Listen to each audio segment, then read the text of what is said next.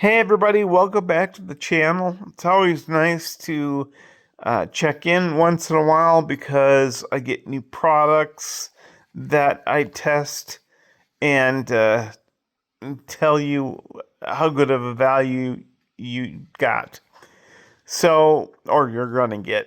So this is an Air Moto, and what it is a small pump. And I'm sure uh, gentlemen have probably, especially car enthusiast men and women, know what this are, but maybe some of your more garden variety people have not seen this in action. But you're going to screw, if you can, the arrows. Come on, baby, please. Pause. Okay, I've only screwed it on a little way because I felt like getting back to the video. But you're going to turn it on. The top number is the number you set for whatever you are working on, blowing up tires on. So, like for example, today I had a bicycle that I was working on. Let's see if I can find it again. There we go, bicycle. Only I was using the PSI formula because that's what the manufacturer called for. But down at the bottom here, the manufacturer called for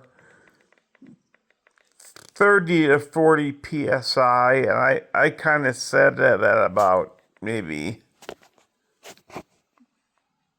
30 and a half because when you pull this off, you're going to get a little bit of leakage out of there.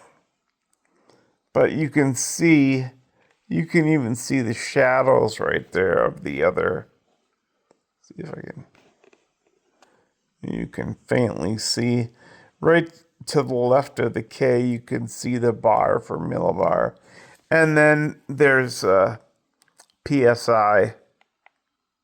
Pretty much whatever you want. Here's where I did my bike today. I didn't use KPI though. Maybe they want you to scroll through. Yeah. So if you keep on scrolling, if your tire says PSI, just keep scrolling this bottom button down here, down there, the down arrow down there, and eventually you'll get to PSI. Pardon me. So as you can see, it has a personal setting there. That's so I can put my own personal settings in and nobody will think to mess with them if they're saved in that, little pile there. It's so important to have something like this in your trunk. Every gun does basketballs, footballs, that kind of thing. Just watch your PSI. It will accommodate a needle, and I think it even came with a needle. And when you're done, the bottom down there, the bottom number, you set yourself how many PSI you want, or whatever the measurement is. Let's say we do PSI 31.4 is about what I do because you lose about 1.5 or 2 percentage points of your air volume in the tire when you take this off. There's a little tiny bit of leakage. Anybody who ever pumped up a bicycle knows what I'm talking about there. Anyway, my dad gave me this for Christmas, and it's been invaluable to me. I wouldn't give this thing away for anything. And you know what? I'm going to think of my dad every single time I use it for the rest of my life. And when it breaks, I'll probably have somebody fix it. It just, I'm pretty sentimental, and my dad understands that. And anyway, so it's going to do bicycles, balls. Here's your personal setting: automobile, motorcycle, bicycle, and back to basketball. Look on whatever you're pumping on the side wall of the tire.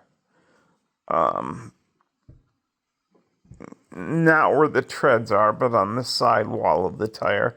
And somewhere it'll say inflate to 40 pounds or inflate to 50 pounds or something like that.